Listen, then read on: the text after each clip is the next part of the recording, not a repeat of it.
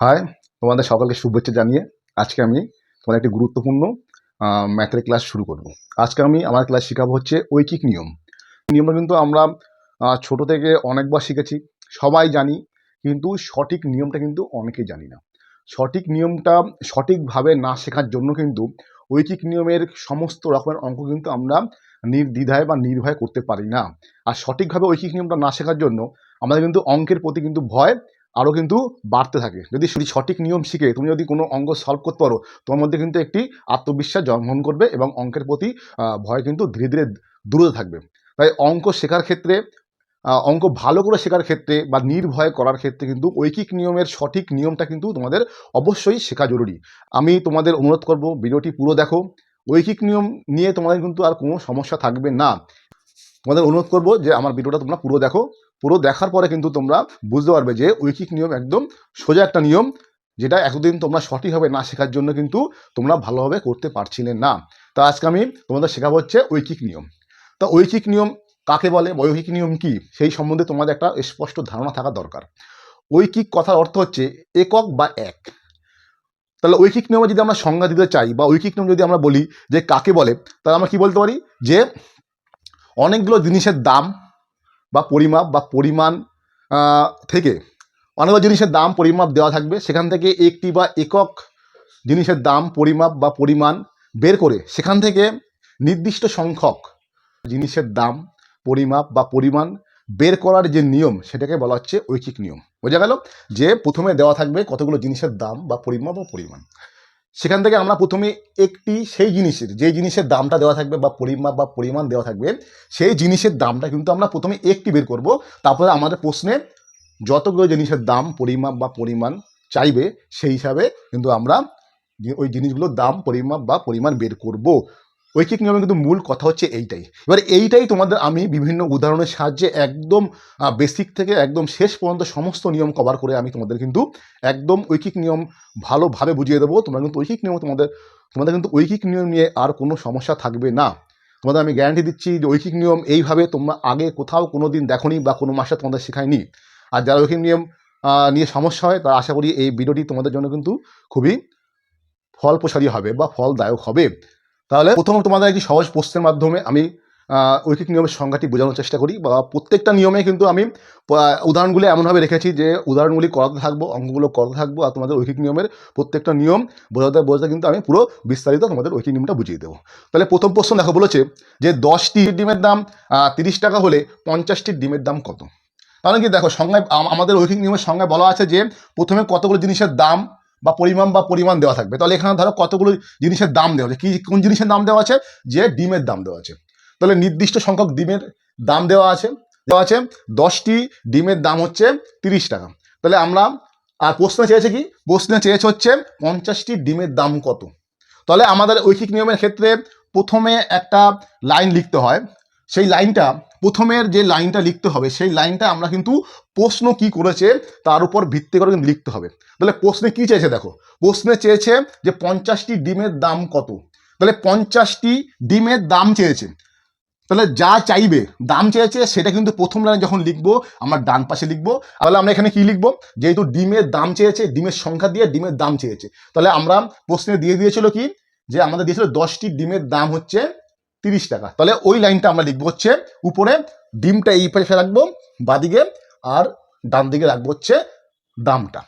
প্রশ্নে চেয়েছে 50টি ডিমের দাম কত, দামটা চেয়েছে, দামটা আমরা রাখবো হচ্ছে ডান দিকে। বোঝা গেল? এটা কিন্তু শিখতে হবে। এবার এখান থেকে আমরা একটি ডিমের দাম বের করব। প্রশ্নে আমাদের সংজ্ঞায় কি বলেছি, সংজ্ঞায় পড়েছিলাম যে নির্দিষ্ট সংখ্যক কোনো জিনিসের দাম বা পরিমাপ বা পরিমাণ দেওয়া থাকবে। তাহলে এখানে নির্দিষ্ট সংখ্যক মানে 10টি ডিমের দাম 30 টাকা দেওয়া আছে। এখান থেকে প্রথমে আমরা একটি ডিমের দাম বের করবো, মানে একটি জিনিসের বা একক জিনিসের দাম বা পরিমাপ বা পরিমাণ বের করব। সেখান থেকে আমাদের প্রশ্নে যা চাইবে সেটা আমরা বের করব। সেই নিয়মটা তোমাদের দেখাচ্ছি। দেখো, তাহলে এখানে তোমাদের কিন্তু প্রত্যেকবার একটি জিনিসের দাম বা পরিমাপ বা পরিমাণ বের করার সময় খেয়াল রাখতে হবে যে 10টি ডিমের দাম 30 টাকা হলে একটি ডিমের দাম কত হবে, বেশি হবে, এই 30-এর বেশি হবে না কম হবে। 10টি ডিমের দাম 30 টাকা, তাহলে একটি ডিমের দাম নিঃসন্দেহে কম হবে। কম হলে এই যে 10টা, এই 10 চলে যাবে এই 30-এর সঙ্গে ভাগ অবস্থায়। বোঝা গেল? যদি কম হয়, এখানে 1 বসানোর ক্ষেত্রে যদি সেই জিনিসটার দাম যদি কম হয়, সেই ক্ষেত্রে যার নিচে 1 বসালাম সেইটা এই ডান দিকে যে সংখ্যা থাকবে তার নিচে ভাগ অবস্থায় থাকবে। এইটা সবসময় খেয়াল রাখবে। তাহলে আমরা 30, যেরকম আছে 30 উপরে থাকবে, আর যেহেতু একটি ডিমের দাম 10টি ডিমের দামের থেকে কম হবে, তাই আমরা 10টি নিচে বসিয়ে দেব। বোঝা গেল? এই জিনিসটা কিন্তু খেয়াল রাখতে হবে। এটা একটা গুরুত্বপূর্ণ কিন্তু নিয়ম, ঐকিক নিয়মের। তাহলে আমাদের চেয়েছে 50টি ডিমের দাম। তাহলে একটি ডিমের দাম এত টাকা, যাই হোক, ধরো 10 টাকা বা 5 টাকা বা 3 টাকা, তাহলে 50টি ডিমের দাম এই একটি ডিমের দাম যা ছিল তার থেকে বেশি হবে না কম হবে?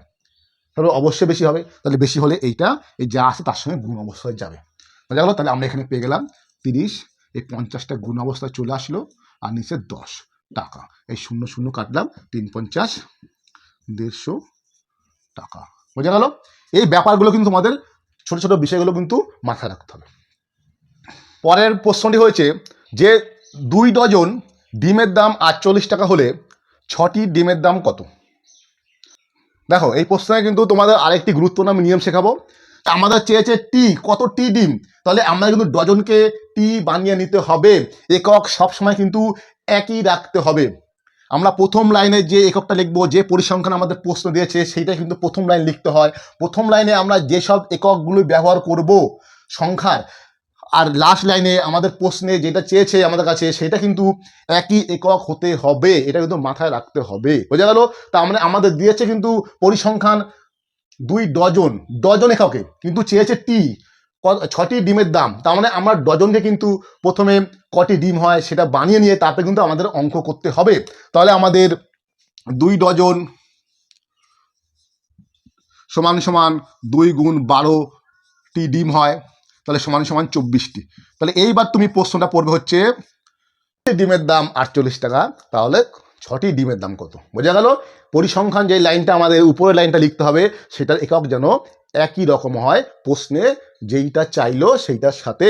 তাহলে আমাদের চেয়েছে কি 6টি ডিমের দাম কত, দাম চেয়েছে, তাহলে উপরে পরিসংখ্যান লাইনটাও কিন্তু আমরা লিখবো ডান দিকে দামটা। তাহলে কি লিখবো যে, তাহলে এখানে আমরা এখন পেলাম কি যে 2 ডজন সমান সমান আমরা 24টি।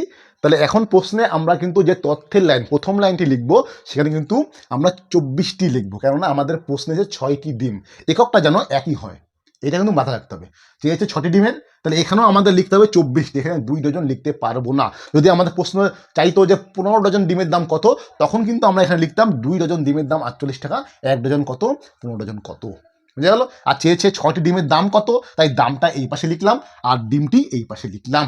লেখার সময় কিন্তু নিয়মগুলো ভালো করে মাথায় রাখতে হবে। এখান থেকে বের করবো একটি ডিমের দাম কত, 24 ডিমের দাম 48 টাকা হলে একটি ডিমের দাম কম হবে, আর কম হলে 48-এর নিচে ভাগ অবস্থায় চলে যাবে, যেটা এখানে থাকবে। তাহলে প্রশ্ন করেছে 6টি ডিমের দাম কত, তাহলে একটি ডিমের দাম যদি এত হয় 6টি ডিমের দাম বেশি হবে না কম হবে? তাহলে তো অবশ্যই বেশি হবে। তাহলে আমাদের কিন্তু 6 গুণ অবস্থায় চলে যাবে। তাহলে 4 ছক 24, 4 12 48, তার মানে হয়ে গেল আমাদের 12 টাকা। 6টি ডিমের দাম 12 টাকা। বোঝা গেল? এককটা যেন সেম থাকে, এককটা যেন সেম থাকে। এখানে আমি ডজন লিখলাম আর প্রশ্নে যে 6টি আমি অঙ্ক করে চলে আসলাম, আর কিন্তু ভুল হবে। এই ভুলগুলো যেন না হয়। দেখো, পরবর্তী হলো যে 5 কেজি চালের দাম 200 টাকা, তাহলে 500 গ্রাম চালের দাম কত?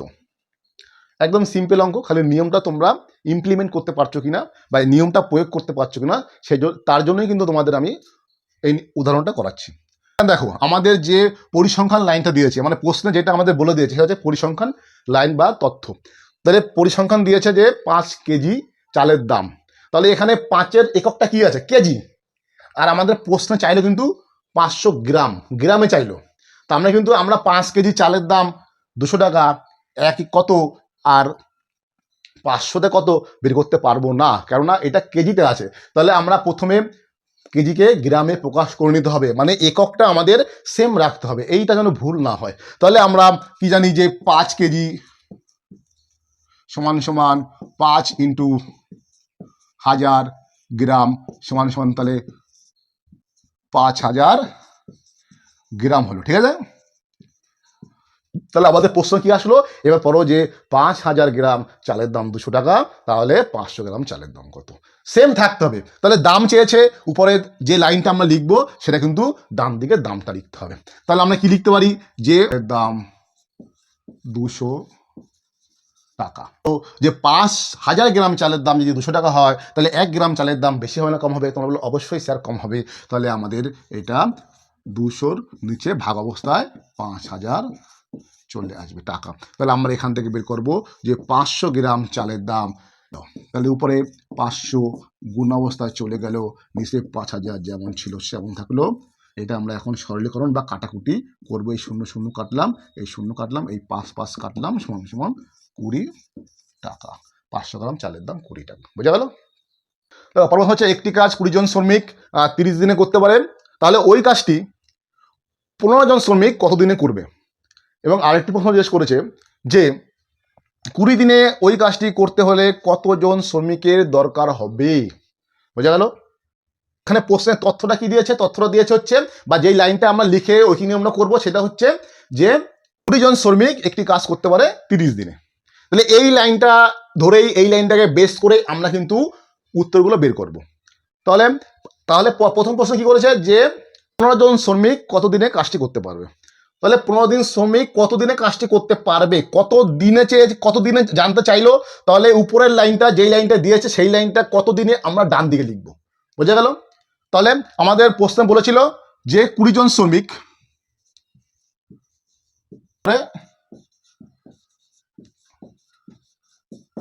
30 দিনে। বোঝা গেল? তাহলে একজন শ্রমিক কাজটি করবে, বলো 20 জন শ্রমিক কোন একটি কাজ করা হচ্ছে 30 দিনে, তাহলে একজন শ্রমিক কাজটি করবে বেশি দিন লাগবে না কম দিন লাগবে? ভালো করে বুদ্ধি করে বলো। তাহলে যে কাজটি 20 জন শ্রমিক মিলে করছে 30 দিনে, তাহলে একজন করলে অবশ্যই বেশি দিন লাগবে। তাহলে এখানে কিন্তু আর ভাগ অবস্থা হচ্ছে না, যেহেতু একজন শ্রমিক করলে ফলাফলটা বেশি হবে, তাই এই 20 আর 30 কিন্তু এরা গুণ অবস্থায় থাকবে। এই ভুল যেন তোমরা না করো, এই একের একটাই কিন্তু জোর দিতে হবে। বোঝা গেল? তাহলে প্রশ্ন করেছে 15 জন শ্রমিক কত দিনে কাজটি করবে। তাহলে একজন শ্রমিক যদি এতদিনে করে, তাহলে 15 জন শ্রমিক কাজটি করতে একজনে যা করবে তার থেকে কম সময় লাগবে না বেশি সময় লাগবে? বুদ্ধি করে বলবে। এটা কিন্তু ঐকিক নিয়মের একটা গুরুত্বপূর্ণ নিয়ম। একজন শ্রমিক বা একজনে একটি কাজ যতদিনে করবে, আমি যদি একজনের পরিবর্তে 15 জন লাগিয়ে দিই সেই কাজটি করতে, তাহলে কম দিনে হবে না আরো বেশি দিন লাগবে? অবশ্যই কম দিনে হবে। তাহলে এই 15 কিন্তু ভাগ অবস্থায় নিচে চলে যাবে।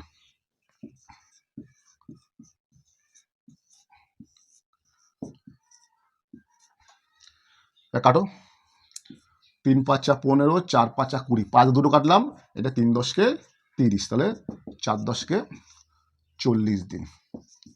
তাহলে 15 জন শ্রমিক যদি কাজটি করে তাহলে কিন্তু 40 দিন সময় লাগবে। প্রশ্ন আরেকটি প্রশ্ন, যে 20 দিনে যদি কাজটি করতে হয় তাহলে কতজন শ্রমিকের প্রয়োজন হবে? এখানে তোমরা আরেকটি গুরুত্বপূর্ণ নিয়ম শেখো। দেখো আমাদের যে প্রশ্নে বলে দিয়েছিল যে তথ্যটি, যে 20 জন শ্রমিক কাজটি করতে পারে 30 দিনে। এবার এই লাইনটা বেস করেই কিন্তু আমাদের প্রশ্নগুলো করতে হবে ঐকিক নিয়মের সাহায্যে। তাহলে এবার এই লাইনটা আমরা ঘুরিয়ে ফিরিয়ে কিভাবে লিখবো সেটা কিন্তু আমার প্রশ্ন ঠিক করে দেবে, যে ওইটা আমি ওই লাইনটা আমি কিভাবে ব্যবহার করব। তাহলে এখানে চেয়েছে 20 দিনে কাজটি করতে হলে কতজন শ্রমিক লাগবে, কিন্তু আমাদের লাইনটি প্রথমে দেওয়া আছে যে 20 জন শ্রমিক কাজটি করে 30 দিনে, কিন্তু প্রশ্নে এবার চাইছে আমাদের যে কতজন শ্রমিক লাগবে কাজটি 20 দিনে করতে হলে। তাহলে এই লাইনটাই কিন্তু আমরা ঘুরিয়ে লিখবো। কি লিখবো? যেটা চাইছে আমাদের প্রশ্নে, যে কতজন শ্রমিক লাগবে সেইটা কিন্তু আমরা ডান দিকে লিখবো। তাহলে আমাদের যে তথ্যের লাইনটা, তথ্যের যে বিষয়টা, তথ্যের যে লাইনটা আছে সেইটা আমরা ঘুরিয়ে লিখবো প্রশ্ন অনুসারে। প্রশ্নে যেটা চেয়েছে সেটা ডান দিকে লিখবো। তাহলে আমরা ঘুরিয়ে কি লিখবো? লিখবো যে 30 দিনে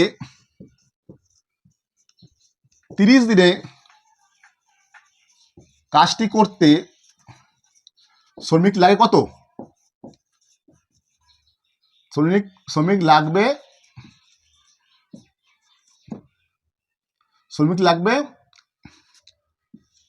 20 জন। বোঝা গেল? প্রশ্ন অনুসারে আমরা লিখবো। আমাদের প্রশ্নে চেয়েছে যে 20 দিনে কাজটি করতে হলে কত সময় লাগবে, তাহলে ওই প্রথম যে প্রশ্নে আমাদের তথ্য দিয়েছিল যে 20 জন শ্রমিক কাজটি করতে 30 দিনে, ওইটাই আমরা লিখবো প্রশ্ন অনুসারে, যে যেহেতু এবার চেয়েছে কতজন শ্রমিক লাগবে সেই জনটাকে আমরা ডান দিকে লিখবো। বুঝা গেল? তাহলে 30 দিনে কাজটি করতে পারে বা করতে শ্রমিক লাগবে 20 জন, তাহলে একদিনে কাজটি করতে লাগবে, বলো 30 দিনে একটা কাজ করতে লাগে 20 জন শ্রমিক, আমি ওই কাজটা একদিনে করব, তাহলে আমার শ্রমিক বেশি লাগাতে হবে না কম লাগাতে হবে? তাহলে অবশ্যই স্যার বেশি লাগাতে হবে। তাহলে কিন্তু এইটাও কিন্তু 30 গুণ 20 জন থাকলো। এবার প্রশ্ন করেছে যে কাজটি আমি 20 দিনে করব, একদিনে করবো না 20 দিনে। এবার প্রশ্ন করবো যে একদিনে একদিনে যে যত লোক কাজ করছিল আমি যদি তাকে 20 দিন সময় দিই, তাহলে কি আরো কম জন কাজ করলে হবে না বেশি জন লাগবে? তাহলে অবশ্যই স্যার একদিনে করতে হলে যা শ্রমিক লাগবে ওই সেই কাজটি 20 দিনে করলে আরো কম শ্রমিক লাগবে, তাহলে এই 20 কিন্তু ভাগ অবস্থায় নিচে যাবে। তাহলে আমরা এই 30 গুণ 20 যা ছিল নিচে, এই 20 নিচে থাকলো জন, তাহলে কাটাকাটা করে দিলাম সমান সমান 30 জন। বোঝা গেল? তাহলে 20 দিনে কাজটি করতে হলে 30 জন শ্রমিক আমাদের প্রয়োজন। এই লেখাগুলো কিন্তু আমাদের শিখতে হবে। দেখো পরের বস্তু দেখো, বলছে এক বস্তা চালের 0.75 অংশের দাম হচ্ছে 1800 টাকা, তাহলে তাহলে তাহলে 0.15 অংশের দাম কত হবে? আমি সমস্ত ধরনের প্রশ্ন কিন্তু তোমাদের করাবো যাতে ঐকিক নিয়ম নিয়ে তোমাদের এখনো সমস্যা না থাকে। তাহলে প্রশ্নে কি বলেছে? প্রশ্নে আমাদের যে তথ্যটা দিয়েছে কি বলেছে যে আগে কিন্তু এটা বুঝতে হবে যে আমরা প্রথম লাইনটা কিভাবে লিখবো, বুঝা গেল? বা কোনটা আগে দেবো, কোনটা বাদিয়ে কোনটা ডান দিকে লিখবো, সেটা আমাদের ঠিক করে প্রশ্ন অনুসারে। তাহলে প্রশ্নে বলেছে যে 0.75 অংশের দাম 1800 টাকা, আর চেয়েছে হচ্ছে 0.15 অংশের দাম কত। তাহলে দাম কত চেয়েছে, তাহলে টাকাটা আমরা এই পাশে লিখবো, বুঝা গেল? তাহলে 0.75 অংশের দাম হচ্ছে 1800 টাকা, ঠিক আছে? তাহলে 1 অংশের দাম, তাহলে এইটা আগে তোমাদের বুঝতে হবে যে 0.75 একের থেকে ছোট না বড়। যদি দশমিকের এই দিকে কোনো সংখ্যা না থাকে, পূর্ণ সংখ্যা যদি কিছু না থাকে, তাহলে অবশ্যই ভাববে এইটা হচ্ছে একের থেকে ছোট। তাহলে একের থেকে ছোট কোনো একটা অংশের যদি দাম এত টাকা হয়, তাহলে এক তো এর থেকে বড়, তাহলে এত অংশের দাম এর থেকে অবশ্যই বেশি হবে। তাহলে বেশি হলে কি হয়? তাহলে এইটা এই 18-র সাথে এই 0.75 কি করলে বেশি হবে তোমাদের শিখতে হবে। অনেকে এটা ভুল করে, যদি একের থেকে কোনো সংখ্যা, ছোট কোনো সংখ্যা, যদি একের থেকে ছোট কোনো সংখ্যা অন্য কোনো পূর্ণ সংখ্যার সঙ্গে গুণ হয় এবং যদি ওই একই সংখ্যা যদি ভাগ করা হয়, ভাগের ফলাফল কিন্তু বেশি হয়, এটা কিন্তু মাথায় রাখবে। তাহলে একের থেকে কোনো ছোট সংখ্যা যদি থাকে, তাহলে সে কিন্তু যেহেতু এক অংশের দাম বেশি হবে, তাহলে এ কিন্তু 1800-র সাথে ভাগ অবস্থায় চলে যাবে। 0.75 কিন্তু ভাগ অবস্থায় যাবে, কেননা একের থেকে ছোট সংখ্যা থাকলে সেটা কিন্তু পূর্ণ সংখ্যার সঙ্গে ভাগ করলেই বেশি হয়, গুণ করলে কম হয়, এর জন্য ভাগ অবস্থা থাকলো। এই নিয়মটা তোমরা কিন্তু ভালোভাবে মাথায় রাখো, এটা কিন্তু অনেকেই ভুল করে, ঠিক আছে? এবার চেয়েছে যে 0.15 অংশের দাম কত হবে। তাহলে এক অংশের দাম যদি এত হয়, তাহলে একের থেকে এত কম, তাহলে এই এত ছোট একটা অংশের দাম কত হবে? কম হবে। আরো এই এক অংশে যা দাম হবে তার থেকে কম হবে। এইটা বুদ্ধি করে বলো যে এটা গুণ অবস্থায় গেলে কম হবে ফলাফল, না ভাগ অবস্থায় গেলে ফলাফল কম হবে? তোমরা বলবে স্যার এইমাত্র আমরা শিখলাম যে একের থেকে কোনো ছোট সংখ্যা যদি গুণ অবস্থায় যায় তাহলে সেটার ফলাফল কম হয়। বোঝা গেল? তাহলে আমরা এখানে কিন্তু ওকে গুণ অবস্থায় নিয়ে যাব। তাহলে 15.15 উপরে থাকলো 0.75 নিচে। এবার এই দশমিক উঠে নিচে 1 আর 2 শূন্য নিয়ে নিলাম, আর এই দশমিক তুলে উপরে 1 আর 2 শূন্য নিয়ে নিলাম। এবারে 100 কেটে দিলাম, 5 15 75, আর এই 5 দিয়ে কেটে দিলে 3 5 15, 5 6 30, শূন্য, তাহলে সমান সমান 360 টাকা। বোঝা গেল? তোমাদের কিন্তু আমি নিয়মগুলো, ঐকিক নিয়মে যে নিয়মগুলো তোমরা বিস্তারিত শেখোনি বা ভুল শিখেছো বা তোমাদের কেউ শিখায়নি, সেগুলো কিন্তু তোমাদের শিখিয়ে কিন্তু আমি ঐকিক নিয়মের সমস্ত নিয়মগুলো কিন্তু একদম বিস্তারিত শেখাবো। দেখো আরও একই রকম ভগ্নাংশের, এটা দশমিক ভগ্নাংশ তোমাদের শেখালাম। যদি ভগ্নাংশ থাকে তাহলে আমরা এই ঐকিক নিয়ম কীভাবে করবো তোমরা একটু দেখে নাও। বলেছে পরের প্রশ্ন, কোনো সম্পত্তির 5/7 অংশের দাম হচ্ছে 490 টাকা, কোনো ওই সম্পত্তির 2/7 অংশের দাম কত হবে? বোঝা গেল? তাহলে আমাদের যে তথ্য দিয়েছে হচ্ছে 5/7 অংশের দাম 490 টাকা, আর চেয়েছে 2/7 অংশের দাম কত হবে। দাম চেয়েছে, দামটা আমরা ডান দিকে রাখবো 90 টাকা। এখান থেকে আমরা এক অংশের বের করব। এবার তোমাদের প্রশ্ন হচ্ছে যে এই ভগ্নাংশটি একের থেকে ছোট না বড়। যদি লব হরের থেকে ছোট হয় তাহলে সবসময় ভাববে যে এইটার মান হচ্ছে একের থেকে ছোট। বোঝা গেল? তাহলে এইটা হচ্ছে একের থেকে ছোট। একই নিয়ম, আগে যে নিয়ম তোমাদের শিখালাম। তাহলে এক অংশের দাম এই একের থেকে ছোট কোনো একটা অংশের দাম যা হবে, তাহলে এক অংশের দাম অবশ্যই বেশি হবে। তাহলে এর উচিত কি ছিল? এখানে গেলে গুণ অবস্থায়, কিন্তু না, যেহেতু একের থেকে ছোট, এ কিন্তু এর সাথে ভাগ অবস্থায় থাকলেই ফলাফলটা বেশি হবে। তার জন্য তাহলে এক অংশের দাম বেশি হবে, তাই এটাকে কিন্তু যেহেতু একের থেকে ছোট, এর সঙ্গে ভাগ অবস্থায় নিয়ে যেতে হবে। বোঝা গেল? তাহলে 90 আর ভাগটাকে যদি আমরা গুণ করে দিই তাহলে এটা উল্টে যায়, সে সময় সকলেই জানা আছে। বোঝা গেল? এবার এবার আমাদের চেয়েছে হচ্ছে 2/7 অংশের দাম কত। এবার বলো একের থেকে এটা ছোট না বড়? যেহেতু লবটা ছোট, তার মানে এটা কিন্তু একের থেকে ছোট। তাহলে এক অংশ সম্পত্তির দাম যদি এত টাকা হয়, তাহলে একের থেকে ছোট কোনো একটা অংশের দাম অবশ্যই কম হবে। এবার এইটা এখানে ভাগ অবস্থায় গেলে কম হবে ফলাফল, না গুণ অবস্থায় গেলে কম হবে? অবশ্যই বলবে স্যার একের থেকে ছোট কোনো সংখ্যা সবসময় গুণ অবস্থায় গেলে ফলাফল কম হয়। তাহলে আমরা একে গুণ অবস্থায় নিয়ে নেব। 490 7/5 যেমন ছিল, আর এটাও গুণ অবস্থায়, নিচে 7 উপরে 2। তাহলে এই 7 7 কাটলাম, আর এই 5 দিয়ে শূন্য আছে, 5 দিয়ে ভাগ যাবেই। তাহলে 5 নং 45 আর 5 আটা 40, তাহলে 2। তাহলে গুণ করে দাও, 8 দুগুণী 16, 6 হাতে 1, 9 দুগুণী 18, 1 19, এত টাকা। তাহলে 196 টাকা হবে এত অংশের দাম। তোমাদের আরেকটি প্রশ্ন বুঝিয়ে আমি আজকে ভিডিও শেষ করবো। প্রশ্ন বলেছে 25 জন কৃষক 12 দিনে 15 বিঘা জমি চাষ করতে পারে। প্রশ্ন কিন্তু মন দিয়ে পড়বে। এটা আমাদের তথ্য দিয়েছে। কি তথ্য দিয়েছে? যে তথ্য দিয়েছে 25 জন শ্রমিক 12 দিনে 15 বিঘা জমি চাষ করতে পারে। তাহলে 30 জন শ্রমিক 16 দিনে কত বিঘা জমি চাষ করবে? এখানে তথ্য কিন্তু 3টে তথ্য দিয়েছে। 3টে তথ্যের মাধ্যমে কি করে আমরা ঐকিক নিয়মে অঙ্ক করবো সেটা তোমরা শিখে নাও। তাহলে কি চেয়েছে? 30 জন কৃষক 16 দিনে কত বিঘা জমি চাষ করবে। যেরকম প্রশ্নে চেয়েছে, কোনটা প্রথমে দিয়েছে? 30 জন কৃষক, তারপরে দিনে কত বিঘা চাষ করবে। উপরের লাইনটাও ঠিক প্রশ্নের লাইন অনুসারে লিখতে হবে। যেটা প্রথমে সেটা প্রথমে লিখবো, যেটা পরে ঠিক তারপরে লিখবো, আর যেটা চেয়েছে সেটা লাস্টে রাখবো। মানে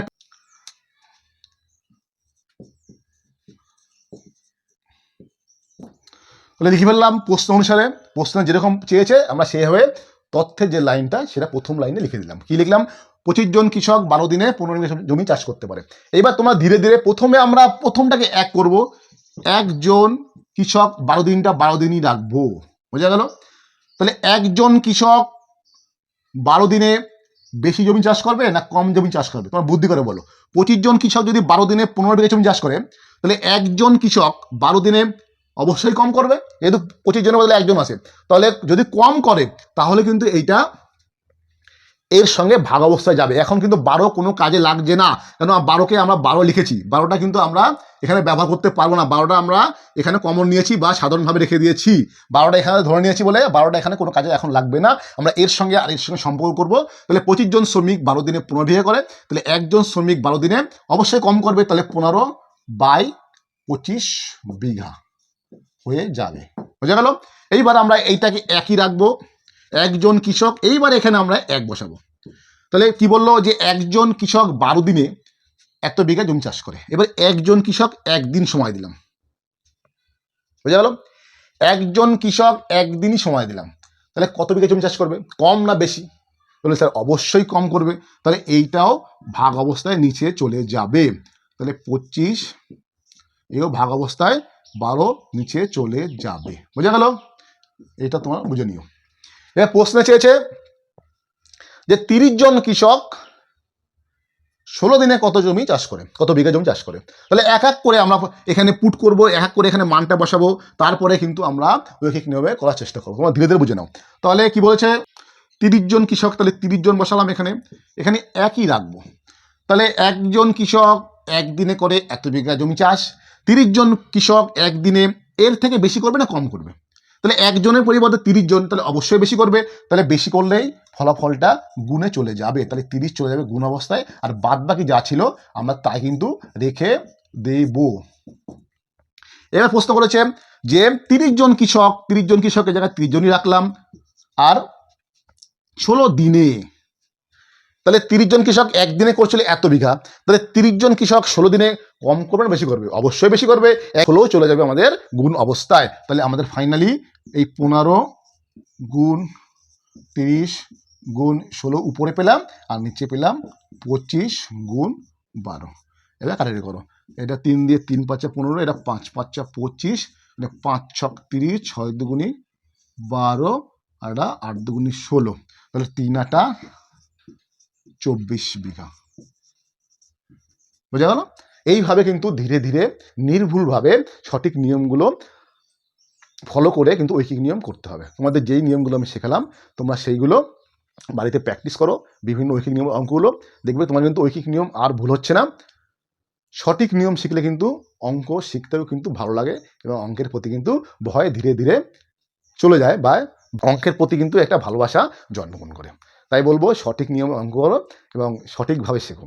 তাই যদি অঙ্কের এই আমার ভিডিওটা ভালো লাগে তাহলে লাইক দিয়ে পাশে থাকবে, আর আমার ভিডিওটি একটা শেয়ার করে দিয়ে আরও সবাইকে দেখার সুযোগ করে দেবে। নমস্কার।